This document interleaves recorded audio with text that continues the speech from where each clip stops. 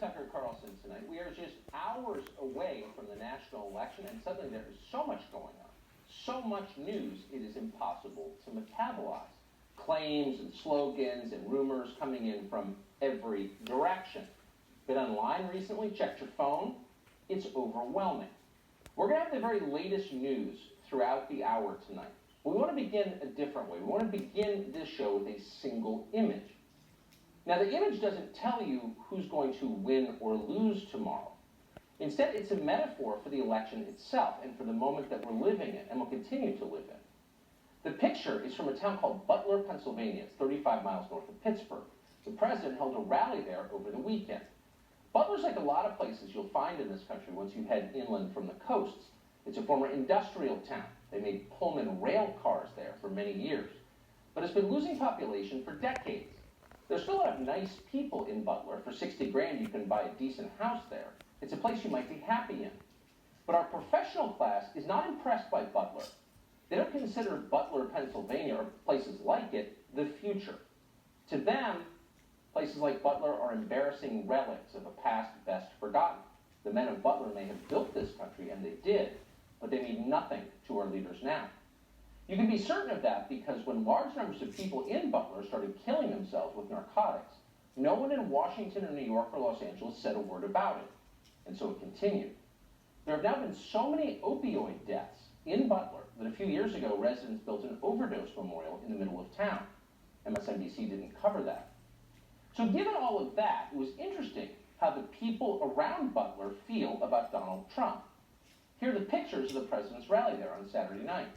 Tens of thousands of people came. So many people that the crowd obscured the horizon. It looked like a visit from the Pope. When was the last time a political speech drew that many people? Well, the media didn't ask. Instead, they attacked the rally as a super spreader event. Trump endangers thousands in Pennsylvania. Okay, we'll leave the epidemiology to CNN.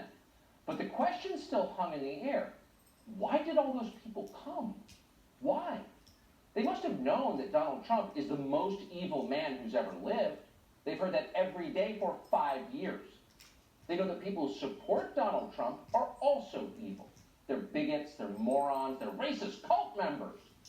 They know that Americans have been fired from their jobs for supporting Donald Trump. Not to mention kicked off social media, belittled by their kids' teachers, shunned by decent society. Only losers and freaks support Donald Trump. People in Butler knew all of that. But on Saturday, they went to the Donald Trump rally anyway. Why exactly did they do that? We should be pondering that question deeply as we watch tomorrow's returns and as we live through the aftermath of them. Millions of Americans sincerely love Donald Trump. They love him in spite of everything they've heard. They love him often in spite of himself. They're not deluded. They know exactly who Trump is. They love him anyway. They love Donald Trump because no one else loves them.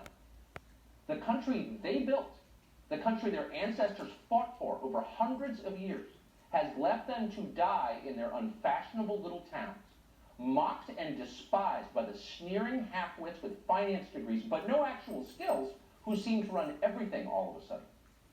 Whatever Donald Trump's faults, he is better than the rest of the people in charge. At least he doesn't hate them for their weakness. Donald Trump, in other words, is and has always been a living indictment of the people who run this country. That was true 4 years ago, when Trump came out of nowhere to win the presidency, and it's every bit as true right now. Maybe even more true than it's ever been. And it will remain true, regardless of whether Donald Trump wins re-election. Trump rose because they failed. It's as simple as that. If the people in charge had done a halfway decent job with the country they inherited, if they cared about anything other than themselves, even for just a moment, Donald Trump would still be hosting Celebrity Apprentice. But they didn't. Instead, they were incompetent and narcissistic and cruel and relentlessly dishonest. They wrecked what they didn't build. They lied about it. They hurt anyone who told the truth about what they were doing. That's true. We watched. America is still a great country, the best in the world, but our ruling class is disgusting. A vote for Trump is a vote against them. That's what's going on in that picture. That's what's going on in this country. John Kennedy is a U.S. Senator from the state of Louisiana. We're happy to have him on tonight. I'm just amazed by these photographs, not because they portend certain electoral results, but because they're so against what everybody in the world I live in believes. Everyone in the world that I grew up in and live in now knows, as certain as they believe in gravity, that Donald Trump is evil. So how do you account for people, millions, voting for and loving him? What do you think of that? I think Donald Trump was elected president for two reasons. The American people elected him as an insult to the political elite in Washington, D.C. I think the American people also elected him because he never talked down to them. Yes. If I had to put it another way, and this statement I think crosses party lines. Many Americans, both Democrats and Republicans, look at the leadership in Washington, D.C. on both sides of the aisle, including the bureaucracy, and they wonder how we made it through the birth canal. And as bad as it looks from the outside, I have seen it now for 4.5 years. It's even worse from the inside. There is a swamp. There's no question. That is, I wonder why, after 4 years, that message hasn't really penetrated, and you tell me, perhaps it has penetrated, and maybe one of the reasons they hate Trump so very much is because he's living testament to how true it is. Well, it's true, it is better, but it is true. And how we address the swamp is one of the biggest differences, in my judgment, between the Democratic Party and the Republican Party. The new Democratic Party, as we all know, has taken a hard left, and it kept driving. The new Democratic Party still believes in free speech, but only if it's politically correct. I mean, how can we solve our problems if we don't talk about them? The Democratic Party's political correctness is strangling a free people.